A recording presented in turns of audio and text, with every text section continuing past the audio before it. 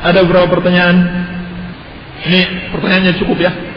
Ini mungkin nggak bisa kejawab semua. Bagaimanakah akhlak mulia dalam menghadapi saudara kita yang tidak sholat?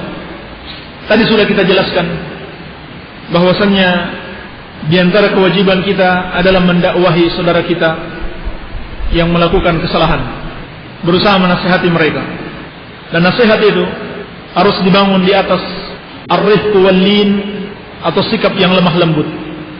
Dan sangat dianjurkan dalam menasihati seseorang, kita mulai dengan hal-hal yang dapat membuat dia senang kepada kita, membuat dia senang kepada kita. Kalau kita punya harta, kita berikan harta. Kita punya kedudukan, bisa memberikan syafaat, berikan syafaat, dan lain sebagainya. Demikianlah yang harus kita lakukan kepadanya. Bagaimana bentuk menahan diri dari kemarahan yang bisa dilampiaskan? Apakah dengan kita mendiamkannya? Bentuk menahan diri adalah tidak melakukan hal-hal yang bertentangan dengan syariat. Hal-hal yang bertentangan dengan syariat.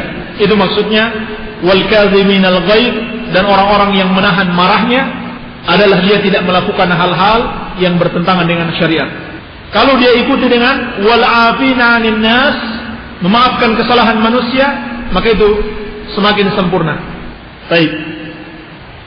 Bagaimana bentuk sabar dari kezaliman keluarga kita yang membenci kita karena kita ikut dakwah salaf?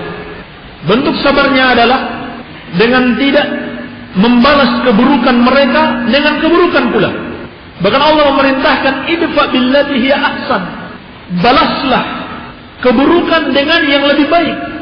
Bisa jadi orang yang tadinya memusuhimu tiba-tiba menjadi orang yang sangat mencintaimu. Ini mungkin terjadi. Ini perintah Allah Subhanahu wa taala. Kalau engkau berbuat baik kepada mereka, bisa jadi mereka kemudian sangat mencintaimu. Demikian pula masuk dalam makna kesabaran, kita tetap berpegang teguh dengan dakwah salaf, dengan manhajus salaf, betapapun yang membenci kita adalah keluarga kita sendiri. Apa itu? Harakah sunniyah untuk masyarakat Islam atau Hasmi. Ini adalah kelompok sesat. Kependekannya Hasmi. Harakah sunniyah untuk masyarakat Islam Indonesia. Ini termasuk kelompok beraliran Khawarij. Kadang-kadang mereka melakukan demonstrasi, kadang-kadang mencela pemerintah, dan mereka memiliki hubungan khusus dengan orang-orang yang terkait kasus terorisme, seperti yang pernah dihukum mati dulu di Nusa Kambangan. Mereka punya hubungan khusus. Mereka punya hubungan khusus. Dan di dalam tubuh Hasmi ini memang ada sebagian orang yang berakidah salaf, namun banyak juga yang pengikut Ikhwanul Muslimin, Hizbut Tahrir campur di dalamnya. Dan mereka punya lembaga yang pusatnya di Bogor. Dia punya lembaga yang namanya Universitas Islam Al-Hidayah. Pengajarnya di situ adalah orang-orang yang memiliki pemahaman yang menyimpang, pemahaman sururiyah. Di antaranya mencela pemerintah kaum muslimin secara terang-terangan dan memusuhi dakwah ahli sunnah. Dan mereka punya radio, namanya Radio Al-Fajri, maka hendaklah berhati-hati darinya. Baik. Apakah membawa anak-anak mengikuti majelis ta'lim yang dilaksanakan setelah sholat maghrib, namun membiarkan anak-anak tersebut keluar masjid dan bermain di luar bersama teman-temannya, termasuk melalaikan syariat menjaga anak pada awal malam? Iya, ini termasuk melalaikan syariat. Karena pada waktu-waktu tersebut, sebagaimana dikabarkan di dalam hadis yang sahih, adalah waktu paling banyak setan itu berkeliaran. Maka hendaklah anak-anak dijaga, tetap berada di rumah. Apalagi kalau kedatangannya di majelis ilmu dapat mengganggu kaum muslimin yang sedang menuntut ilmu. Apakah tanda seseorang yang melakukan sholat istikharah untuk menentukan pilihan tentang jodoh, bahwa pilihan tersebut yang terbaik dari Allah? Apakah dalam bentuk kemantapan hati atau apa saja? Ya, dalam bentuk kemantapan hati. Sudah mantap dengan pilihan tersebut, maka itulah hasil daripada istikharahnya. Namun tentunya dia melakukan istikharah setelah dia berusaha dan bermusyawarah. Berusaha mencari jodoh yang sesuai dengan ketentuan syariat, dan dia bermusyawarah dengan orang-orang saleh. Iya. tentang kisah orang yang terakhir masuk surga. Apakah sempat diazab dulu? Kalau jawabannya tidak, apakah dia masuk surga setelah orang-orang yang berdosa diazab dulu? Kisahnya adalah dia diazab dulu, sebab yang terakhir masuk surga adalah orang-orang yang sudah melewati azab neraka dari kalangan kaum muslimin yang tidak menyekutukan Allah Subhanahu wa taala, namun melakukan dosa-dosa besar. Pertanyaannya panjang-panjang. Bagaimana hukumnya mempelajari PKN, pendidikan ketatanegaraan, yang mana PKN tersebut diajarkan di Ma'had Salafi guna mendapat ijazah nasional saja?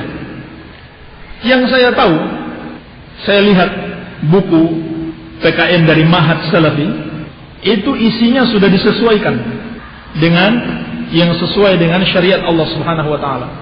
Kalau seperti itu maka tidak mengapa. Isinya sudah disesuaikan dengan syariat.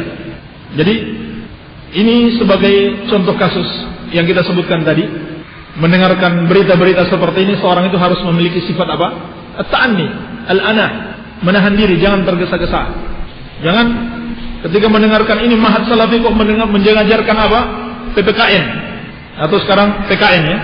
Berarti ini sesat, menyimpang. Tidak. Harus dilihat dulu apa yang diajarkan. Apa yang diajarkan? Apa yang tertulis di buku yang mereka ajarkan? Iya. Kalau di dalamnya terdapat penyimpangan, maka tidak diragukan lagi. Hal itu tidak boleh. Tapi kalau sudah disesuaikan, isinya tidak bertentangan dengan syariat, maka tidak mengapa insyaallah taala. Bagaimana melihat, bagaimana nasihat Ustadz kita? Ada seorang yang baru taubat dari Hizbiyun, baru mengaji salaf, terus mengisi ta'lim atau mengajar di Ma'had Salafi. Apakah boleh? Orang tersebut dulunya bisa dikatakan ustadz dari kalangan Hizbiyun. Permasalahan di sini, bolehkah seorang yang taubat dari kesesatan dia mengajar kaum muslimin? Bukan masalah dia baru taubat atau sudah lama taubat, tetapi masalahnya apakah dia sudah betul-betul menjadi seorang salafi ataukah masih ada pemikiran hizbi dalam dirinya. Sudah lama taubat dari hizbiyah, tapi ternyata masih ada pemikiran hizbiyah padanya. Tidak boleh dibiarkan mengajar untuk Ma'had Salafi, Ma'had Ahlus Sunnah. Kalaupun dia baru taubat, tapi ternyata Masya Allah taubatnya betul-betul dan terlihat padanya tidak ada lagi penyimpangan, tidak ada masalah. Ini bukan masalah dia baru taubat atau sudah lama. Hanya saja memang pada umumnya orang yang baru itu mesti diawasi dulu. Diawasi dulu. Kalau betul-betul dia sudah benar-benar bertobat, tidak ada masalah. Tidak ada masalah dia mengajar. Iya. Tapi kalau ternyata dia masih memiliki pemikiran hizbiyah, maka jelas tidak boleh. Jadi di situ masalahnya. Makanya seorang itu diterima tobatnya dari kesesatan, itu bukan dilihat pada pengakuannya, tetapi pada persaksian. Persaksian ahlu sunnah terhadapnya. Ini dalam kisah siapa? Seorang yang memiliki pemahaman yang menyimpang di zaman Umar bin Khattab. Siapa namanya? Subaik. Ya, Subaik. Dia suka berbicara tentang apa? Mutasyabihul Quran. Maka Umar menghukumnya dengan cara apa? Dipukul sampai dia bertobat. Dia katakan, sudah saya tobat, sudah hilang kesesatan saya. Itu katanya kepada Umar. Tapi apakah Umar percaya atau tidak? Umar tidak percaya. Tetapi Umar masih berpesan kepada kaum muslimin, hati-hati dengan orang ini, perhatikan dia. Nanti kalau dia sudah betul-betul bertobat, baru boleh bermajelis dengan dia. Kalau tidak, jangan dulu.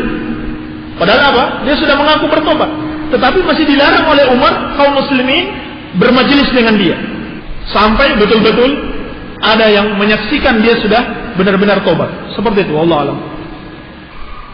Apa hukumnya menggunakan kosmetika seperti krim untuk wajah yang terbuat dari lumbricus pubellus dalam kurung cacing, fungsinya untuk regenerasi sel kulit atau pemutih? Cacing, tidak ada dalil yang menunjukkan cacing itu najis. Tidak masalah insyaallah taala. Cacingnya apa namanya? Tahir, dia suci. Afwan Ustaz, sudah 2 kali mendapatkan SMS seperti ini. Penting mohon disebarkan. Taubatnya geng preman Kristen Pelabuhan Majingklak. Kemarahan pendeta dari Jakarta. Kunjungan misionaris Eropa. Taubatnya Kiai Sufi NU. Masuk Islamnya 100 kakak Nasrani di Nusa Kambangan. Maka kami mohon doa agar asatis dan ikhwan yang berdakwah di sana diberi kekuatan oleh Allah, dan kami Ma'had An-Nur Al-Atari Kedung Kendal, Sindang Sari, Banjarsari, Ciamis, dan seterusnya. Apakah ini SMS atau berita tersebut benar adanya Ustaz? Mohon penjelasannya. Apa yang disebutkan di sini alhamdulillah benar adanya.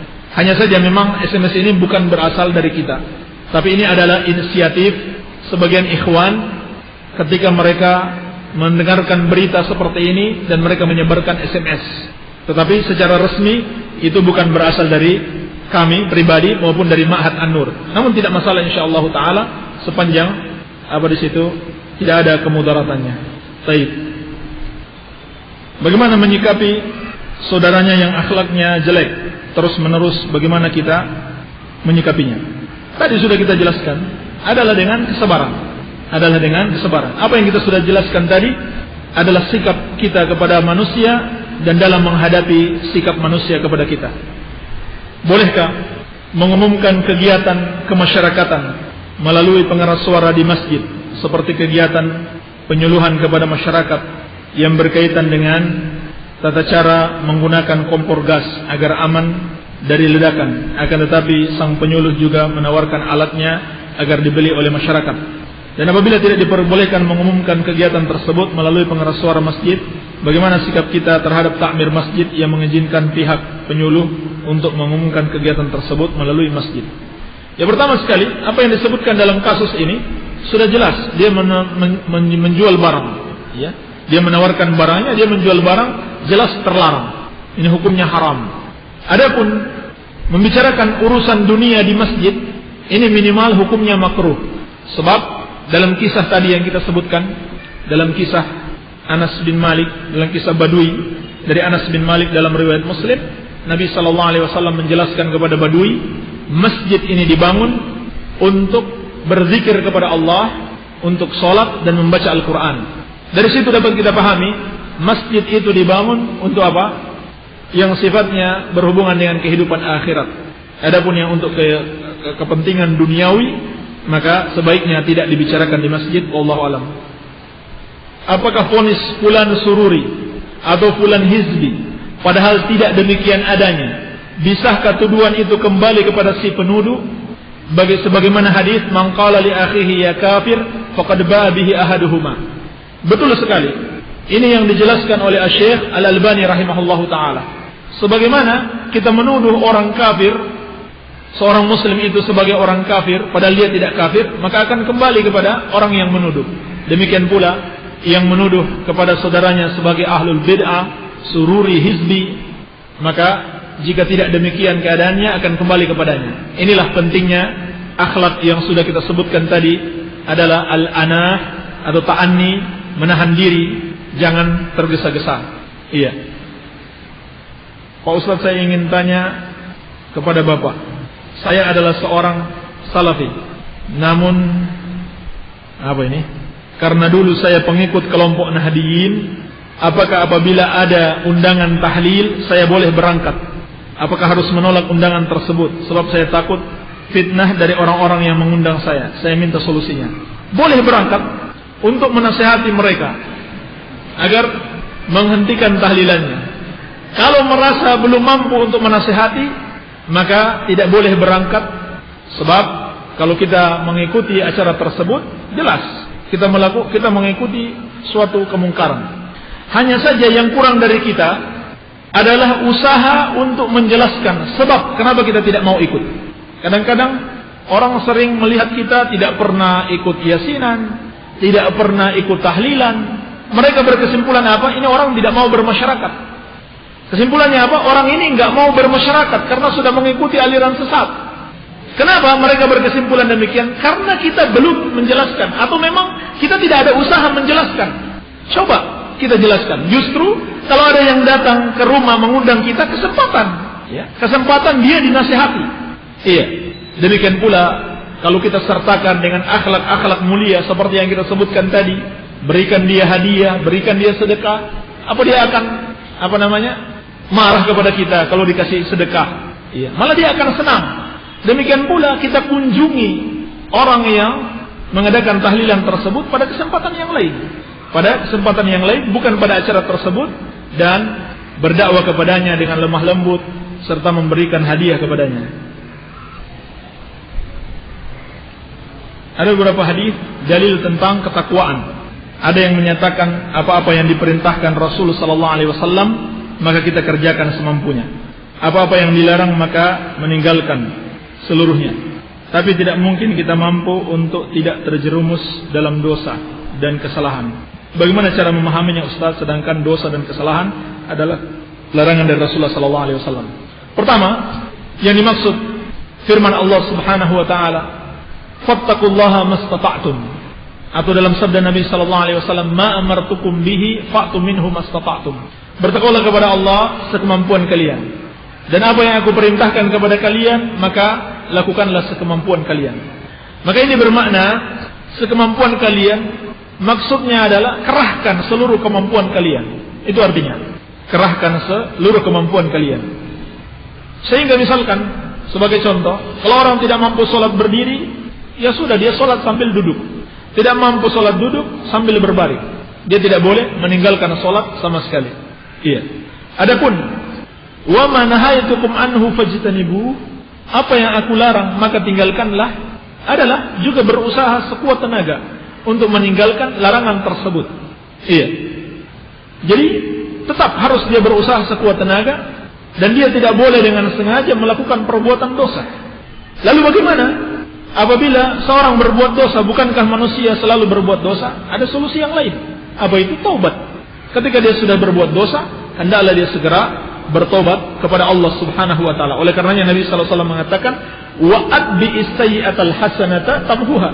Ittaqillaha haitsu ma kunta wa atbi as-sayyi'atal hasanata tamhuha.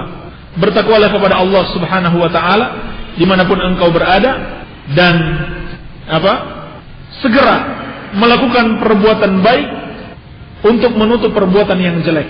Apa perbuatan yang terbaik? Taubat kepada Allah Subhanahu wa taala. Bagaimana hukumnya jika ada orang yang berakhlak jelek dan menzalimi kita, dan kita menaruh dendam kepadanya sehingga tidak rela jika ada kebaikan terjadi padanya?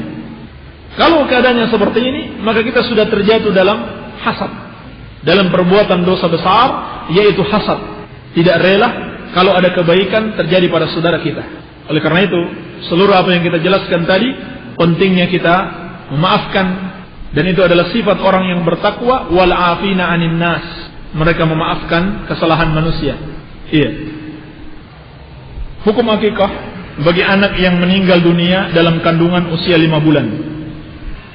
Syekh Ibnu Utsaimin rahimahullah taala menjelaskan, apabila anak itu meninggal dunia sudah lewat dari 4 bulan, yaitu sudah ditiupkan ruh padanya, maka dia juga disyariatkan untuk diakikahi. Adapun sebelum 4 bulan, sebelum ditiupkan ruh padanya, maka tidak perlu diakikahi. Hukum akikah bagi anak laki-laki memotong kambing 2 ekor karena tidak tahu hukum baru dipotong 1 ekor. Apakah terus memotong 1 ekor lagi atau diulang lagi 2 ekor? Cukup. Kalau mau ditambah, cukup ditambah 1 ekor lagi. Tidak perlu 2 ekor. Iya. Bagaimana sikap kita kepada orang yang masih melakukan amalan-amalan bid'ah?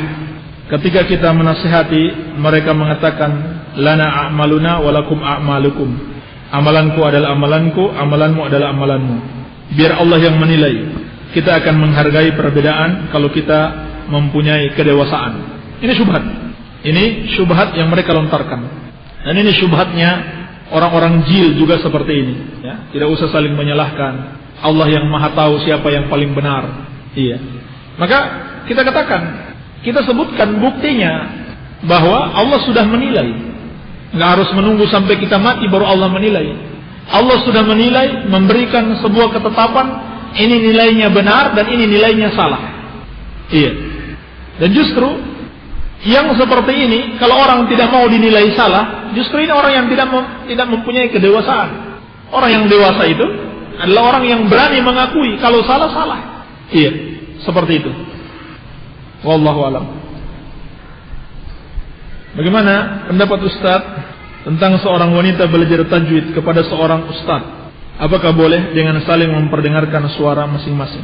Sebetulnya hal ini dihindari, sebab hal ini dapat membawa kepada suatu fitnah antara laki-laki dan wanita, suatu godaan antara laki-laki dan wanita. Iya. Dan Allah telah melarang wanita untuk melembutkan suaranya. Wala takhda'na bil qaul fayatma'al ladzi fi qalbihi marad.